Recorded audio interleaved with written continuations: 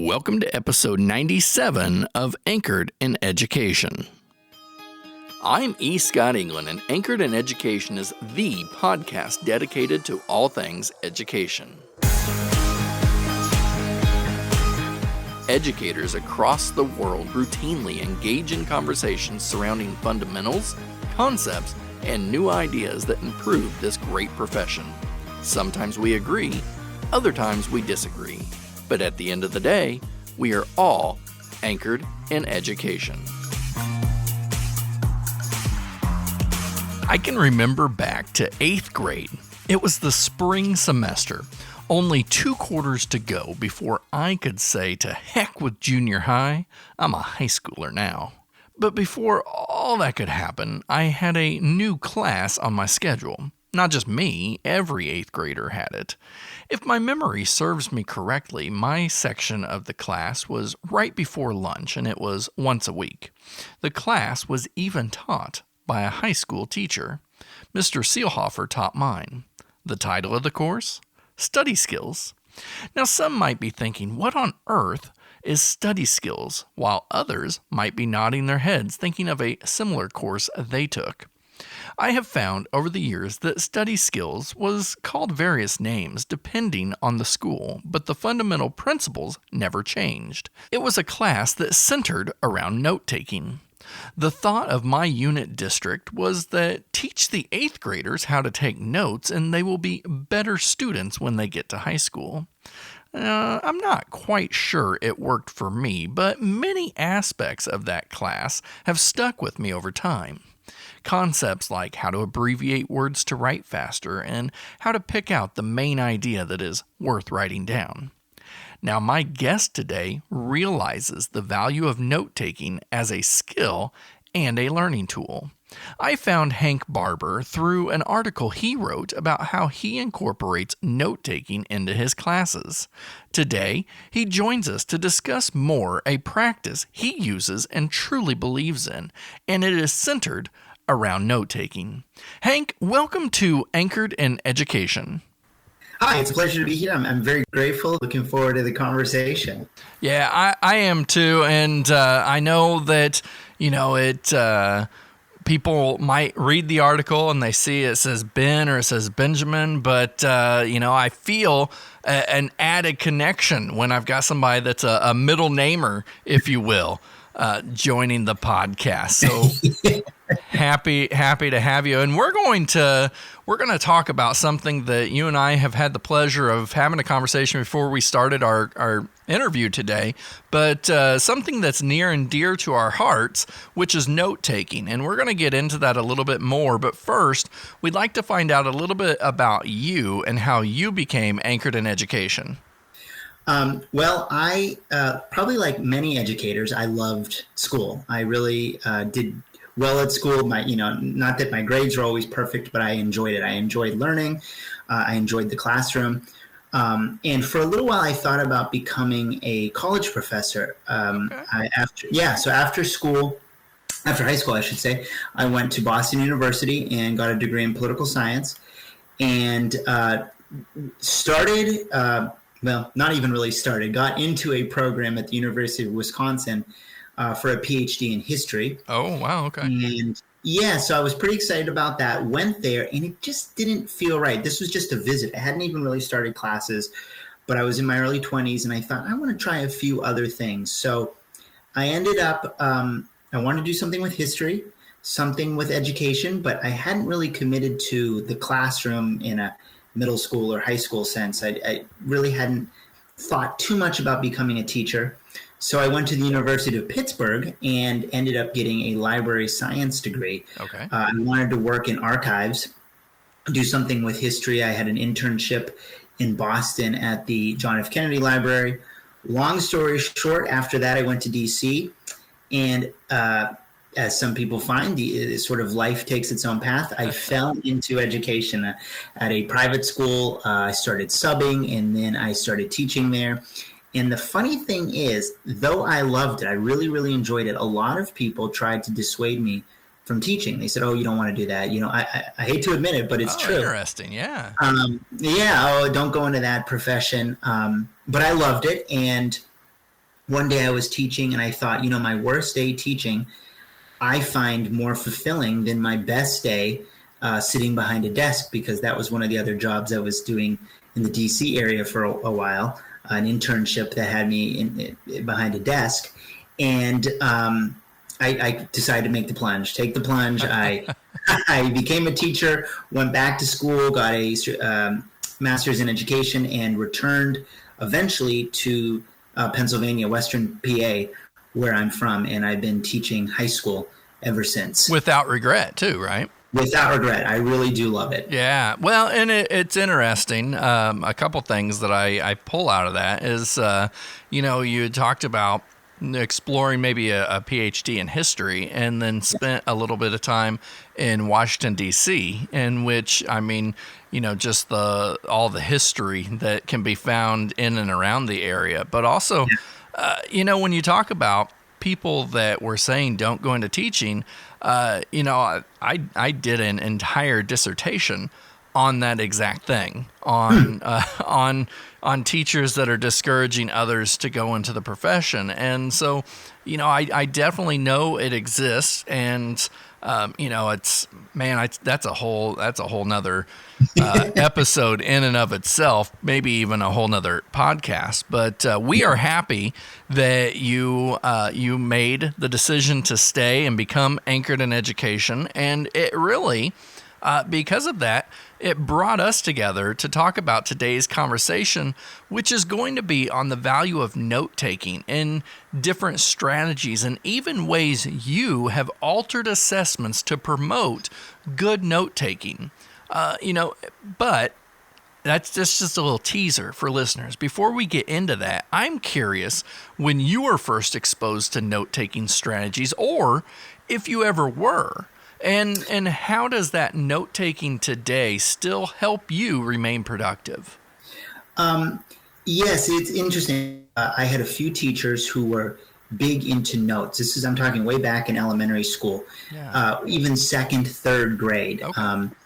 And second grade was Sister Rita Maria, was a nun. She was very good about organization. She really kind of drummed it into me, and it had a lasting effect. But I don't know if it was a chicken before the egg. I'm not sure what came first, but I always found writing things down to be incredibly helpful for me. I know people have different styles. I sometimes will tell my students I had a roommate and to read something and gather a lot of information without ever putting pen to paper, but that was not me. So growing up, I had a few good teachers who encouraged note-taking, talked about note-taking, but regardless, I think I always would have wanted to write things down, whether it's from lectures, whether it is from books that I'm reading, the textbook. Yeah. I always wrote. I feel like my brain was attached to my hand. And when I was studying for tests, I was always rewriting. I was taking down notes in different ways. So that has always been something that I've done. And interestingly enough, I still have some of my notebooks, at least one from high school and a few from college and graduate school. And I return to them quite frequently. So to this day, I should add, I take college courses and I'm always taking notes. So do you see an evolution in your note-taking? Oh, absolutely. Yes. The way I take notes has changed. I annotate a lot more in the books themselves. That could be a no-no to somebody who's listening, but I think with the advent of online note-taking tools and online texts, those can encourage annotation. Oh, sure. And I do that a lot. And I have a colleague who calls annotation text talk. She encourages her students to text talk. And I like that because if I had to describe the evolution of my note-taking, it would be a dialogue with the text. It's funny, I go back to my more recent notes and there's lots of questions, some of which are unanswered. Beyond just the material itself, there's thoughts I have. Yeah. Things of that nature. So it almost has at times an informal quality, but that helps me to internalize the information. Well, sure. And I think a lot of times too, and you bring up an interesting point, When we talk about note taking, I'm guessing all get kind of that mental image of the spiral bounds notebook, college ruled, wide ruled, whatever it may be. And your sharpened number 2 or your favorite kind of ink pen, but one that's not going to bleed all over the pages or bleed through. But note taking really, it can be so much more. It can be, drawings. It can be, like you said, asking questions. Yes. And so, is this, we'll get into more, but is that recognizing the variations of note taking? Is that something you account for with your students? Yes, absolutely. I encourage them to take it in different directions. And I have before even told students, take a look at this excerpt here or flip to where you took notes on this subject matter and draw something or ask a question or converse with the text. Do you think this is good or bad? Do you have any thoughts on this? So it can be at times a give and take. It can be there can be a creative element. There can be a lot that goes into it. Yeah. Oh, 100%. And so that the question to get us started on, your note-taking experience, it's sort of set up the next part of this conversation, which you point out that note-taking is a learned skill. Now, some, such as yourself, fortunate in that you went all the way back to 2nd and 3rd grade.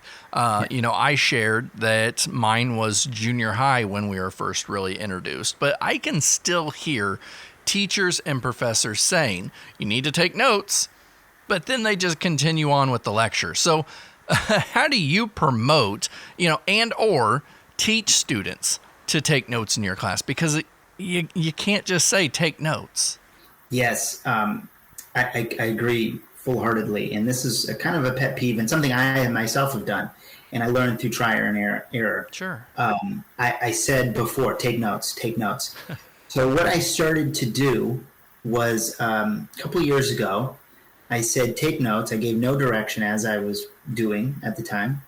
And just out of curiosity, I said to the students, take a photo of your notes and submit them. Oh.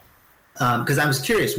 I keep asking the students to do this. What are they actually writing down? Wow, yeah. It never occurred to me to actually kind of look. So this is a few years ago. So I looked, and what I got was, I got a variety of notes. I'm sure. Some students were just writing essentially the whole text. It was, I don't know how they had enough hours in the day. Some students were writing next to nothing. Some of it was completely illegible. Mm-hmm.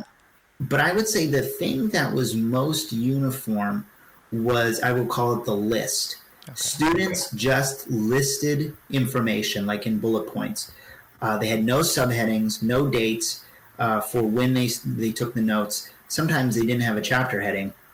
So it was these kind of unattached, disembodied lists. Yeah. And if you looked at them, they had some good facts and they had some relevance, but there was really no organizational scheme. It didn't make a whole lot of sense. And certainly if you were taking these notes and bringing them to a test and let's say a final, I don't think these students would really know where to find the information.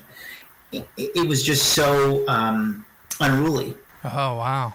So that's when I really said, I need to teach note-taking. And this, I instead of just doing one whole lesson on note-taking, I decided that I was going to make it very incremental, do it slowly, and do it organically. And so what I do in my classes now is I often will ask them, I'll give them the textbook, and I'll say, we're going to do some reading. And the first lesson, I will do what I just described. I won't give them any advice. I won't tell them what I'm looking for. And I have them submit their notes. Mm-hmm. And I kind of get a feel, and then I respond to the class as a whole. These are some things I saw. These are some strengths. These are maybe some weaknesses. And then I slowly, throughout the duration of the class, just lead them where I want them to go. I give them little pointers, give them some information that will help them. Not too much that it's like shooting them with a fire hose of information. Rather, I'll say, let's just try dating the page. Let's use a heading. Very incremental. And it sounds, it does sound a little funny, but I found this approach works. And recently with my students, I said, what we're going to do, we're going to look at the textbook. When you take notes from this lesson, we are just going to write the subheadings. Yeah. It gives us clues. So let's start writing the subheadings down and list your facts or your details underneath each subheading. So you can flip, see what the chapter is, see what the subheading is, and you can identify and connect those facts, those details with your subheading. No, I love that. And, I chuckle because it took a long time for me to really understand not only the value of note taking, but how to do it to where it was beneficial. And you said, like you said, the subheadings or even the date. And yes. I cannot even count the countless times that I've tried to look back in my notes, and I could have cut down my searching if I would have just put the date or or anything. And, but I typically didn't. And sometimes I didn't even keep it chronological as far as my pages go. So I love how you are just setting students up for this. Now, have you ever throughout the year had them submit pictures again to see like where are we at, sort of, as a benchmark from where we were and where we are now? Yes, absolutely. So not only will I check in on the notes, I'll ask them periodically to submit their notes.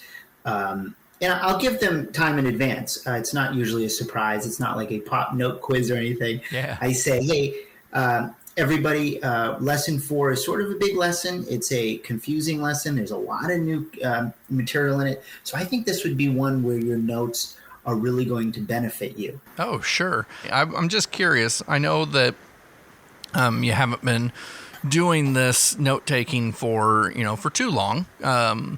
But has anybody come back to you yet and say, oh my goodness, thank you so much for, helping me with notes, or is it too new yet? I've not had a student return from, say, college and say that, yeah. But I've had several students say that it has helped them on their assessments. Oh. And something I have found that is funny is I've had several students, one in particular I can think of, who perhaps didn't study that much and would often tell me I don't really study for exams, and yet say something along the lines, and this isn't verbatim, but something like, I reread my notes in preparation for this exam. I rewrote some of the notes. I made them a little more legible so I could use them.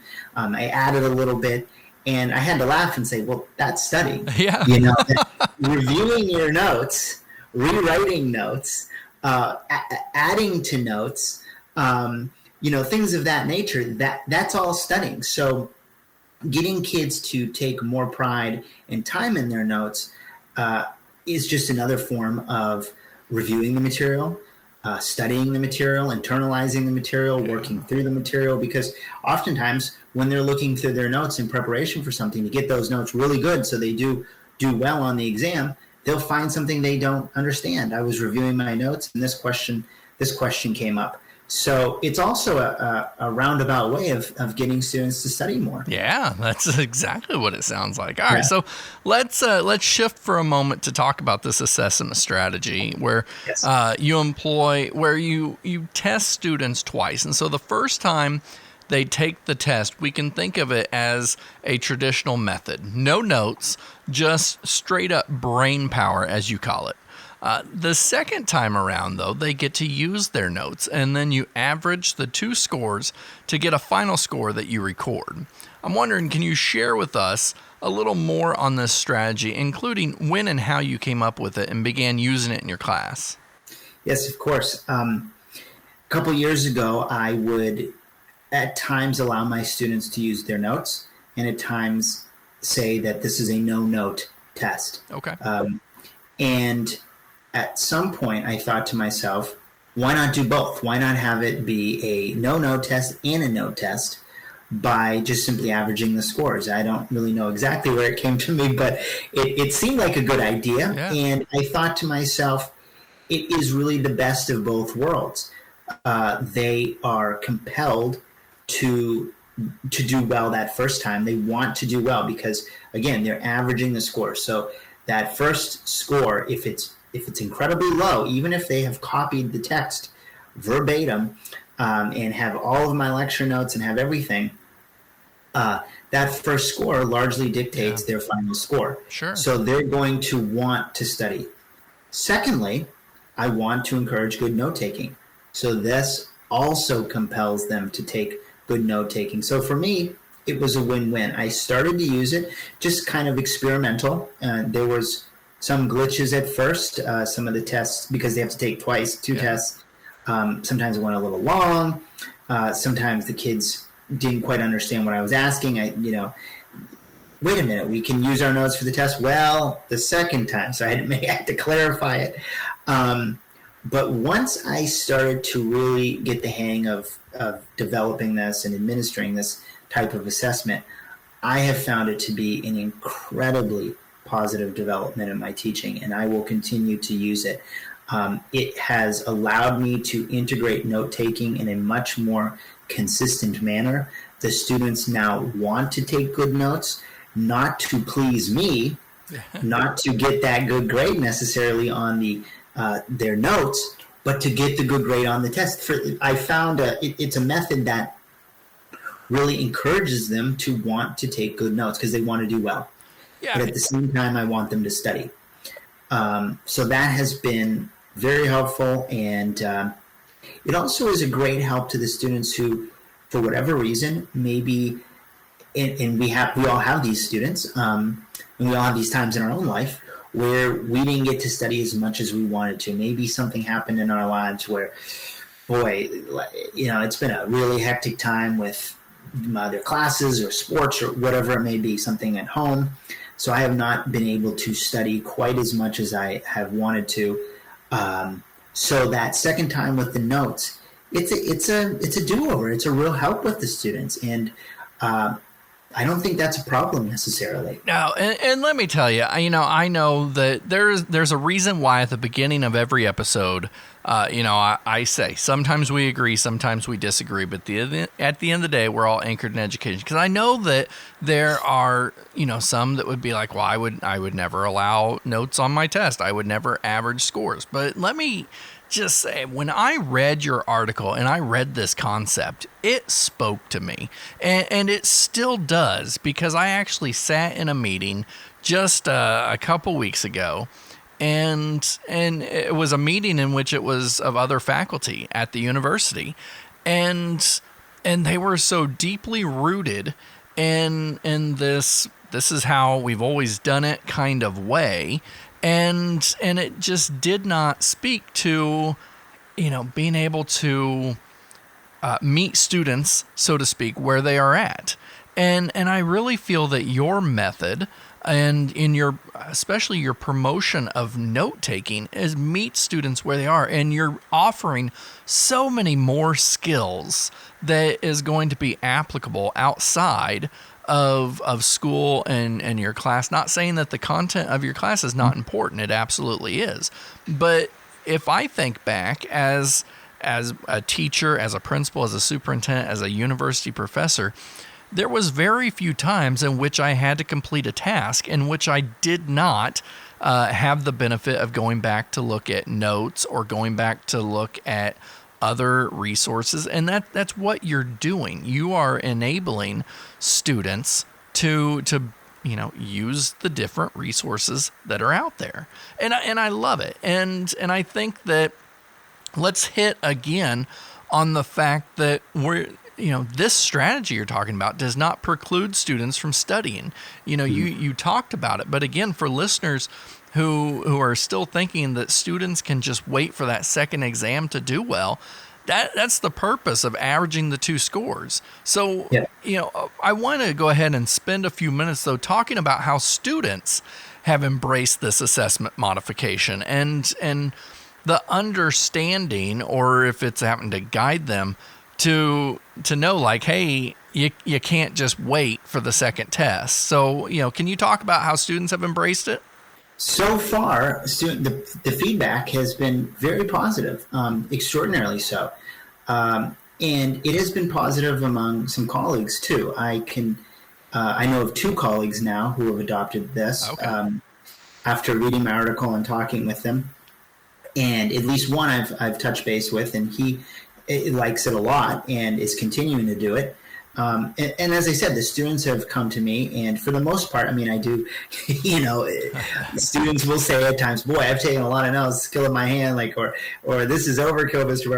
Barbour." But ultimately, what they put into it is up to them. So it is funny when they say, "I've taken such comprehensive notes," like, I can't take any more notes, but I've not mandated you to do that. Right. They just know that that second attempt is going to be there. So perhaps not even consciously, they are thinking, I'm going to take the best I can. So the students' feedback has been really positive, especially students who maybe found the material, and this isn't every test, but there are a few tests I give where the material is quite difficult. Oh, sure. It's a government class in particular that I'm using this, so I'm thinking of one of my lessons where we're looking at Enlightenment philosophers, and this is some names and concepts that the students really have never encountered before. So that second attempt with their notes, and again, they're writing this down, we're discussing the notes, they're working with the material. It's not as though they're just scrambling to do it the night before. You have to keep in mind, we've been taking these notes for weeks in advance, and we've been working with the notes, and we've been adding to the notes. So by the time they get to the exam, if they struggle to remember something, to recall something, or they get confused about what Rousseau said versus what Locke said or something along those lines, that second attempt with their notes really helps them. But the thing I'm finding very interesting is the students who take some of the most comprehensive notes, that first attempt is very good. It's an extremely well done attempt. Yeah. The scores are high, and sometimes their second attempt is one question better, if that. Sometimes it's the same score. Okay. So I think that demonstrates that they're taking a lot of notes. They're reviewing the notes. So so the feedback has been good, and as I said earlier, the students are reviewing their notes in preparation for the test. So I'm very pleased so far. I love that you said there's some other faculty members that are embracing this as well, because I mean, I love it, and not saying that because I love it, everybody needs to love it, but it's one thing that then it allows students to be able to have even more consistency as they go between classes and everything else. But it's just I see this really opening up so many advantages to students as they continue on. Even, I mean, it doesn't even have to be in a higher education. It could be in in trades. But no matter what the vocation of choice is, if there's learning involved, note taking involved, like I had to take my car recently to a mechanic. I'm glad that at some point, maybe he took notes on, how to address the crazy noise my engine was making. I'm glad that it's in there, and these are our skills. So, Hank, before we go, you have some key points that other educators should consider before trying to implement this Take Two assessment strategy in their classroom. And these points include when and how frequently to use it, the consideration of time, and the use of technology. So can we close out with you talking a little bit more about these points? Yes, absolutely. So oftentimes, a new strategy will emerge, and teachers will say, well, I can't use that. I have my own system. And to that, I would say, use this wherever it fits. And if it doesn't fit, it doesn't fit.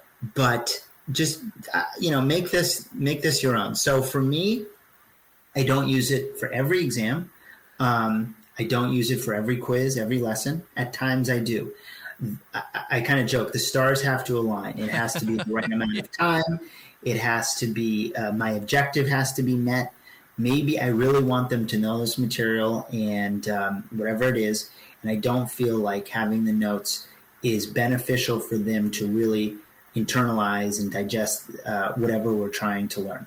So it can be used sparingly. It can be used often. I will say I'm moving towards using it often. Again, not every exam, but often. For a teacher using this, I would say, first of all, factor in time. Because instead of one test, the students will be taking the same test twice. And are they doing it the same day? Same day, okay. Right back to back. Okay. They take the test, and then when they're done, they take the second attempt. They pull out their notebooks and they take the second attempt. So especially large assessments that are going, like, let's say, right to the bell. If you want to use this strategy, the educator has to modify the exam. And that can be difficult because the exams are like, our pieces of art. They're something special to us at times. Yeah. So cutting them down, modifying them, trimming them, really focusing on the questions that are the most pertinent, that has to be done. And I would say that has to be done in a way that allows the students even a little wriggle room and a little breathing room at the end, so they're not just feverishly working through these exams right up until the bell, and they're stressed out.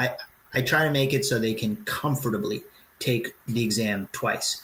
I really don't want them rushing. Yeah. I would add also that I use Schoology. Our school uses Schoology, and okay. This method is really dependent on a learning platform system. Teachers are strapped for time. We barely have time to grade the tests we give, let alone two versions and then averaging the two versions. Unless you do that maybe once, I think if you did that by hand and your own brain power, perhaps once, if that. But that's asking a lot to do that frequently. Yeah. So, and I couldn't, to be quite honest. So I use Schoology. The system averages the test scores for me. I couldn't do this if I didn't have that. Secondly, or in addition to that, I would say that the students are one-to-one. They all have iPads. They take the test on the iPad using Schoology. And I have Apple Classroom, which allows me to just oversee their screens, make sure they're not looking any answers up. So that helps as well. I think the last point I would add is that there is still grading involved. So Schoology can grade the objective questions, but the subjective questions cannot be graded by a machine. Makes sense, so I will go through, and let's say I have a 40 or 50 point exam, 40 or 50 question exam, let's say multiple choice, true and false. Schoology can tackle all that. But the last two questions, let's say maybe one essay or 2 or 3 short answers, I have to look at. And in this case, I often give the students the chance. I say, leave the second test blank on your short answers. Leave your short answer essay blank if you're comfortable. Okay. If you want to redo it, I will grade both. Okay. Man, I tell you, I am excited about this conversation that we had today. I love and will further promote the use of teaching note-taking and especially the value that it can have. Hank, I thank you for, kind of introducing us all to this strategy you've come up with, talking about how it's been successful and a learning curve as you've gone. But I hope that many others can see the value and begin using it as well. Thank you so much. It's really been a pleasure to be here. Now, you can read more about Hank on today's episode page. Simply head over to my website, escottengland.com, and click on the podcast tab at top. And don't forget to subscribe to Anchored in Education on whatever platform you get your podcasts. Maybe you're not quite ready to tackle note-taking the same way Hank is. I love it, though, and call me old school, but I think he is teaching a valuable tool to his students. Actually, I don't believe it is old school as well. Think of ourselves in a professional capacity. How many times have we attended meetings, conferences, or anything else where we have wanted to take notes? I can even think of times I've been on the phone scrawling out notes of the conversation on whatever scrap paper or napkin I can find. I think the approach my school took when I was in junior high was probably not well communicated. Sure, I remember how to abbreviate words to keep the flow going, but I'm still a relatively horrible note taker. I've gotten better over the years, refined out of practice and necessity. I think incorporating it into our everyday can help students not only in our class, but much later on in their lives as well. Possibly the most important thing is how we approach it. I think if we hammer to students that this is for them to study better when they get to college, the message and importance of note-taking will be lost. Instead, why don't we try to seamlessly weave it into instruction now and allow students to refine their craft while reaping benefits immediately and sometimes unconsciously? Then we might have a better chance at note-taking sticking. It definitely won't hurt, and it is a fun and unique approach to learning that is proving to be successful for Hank. Exploring new ideas from fellow educators is really part of what helps keep me anchored in education.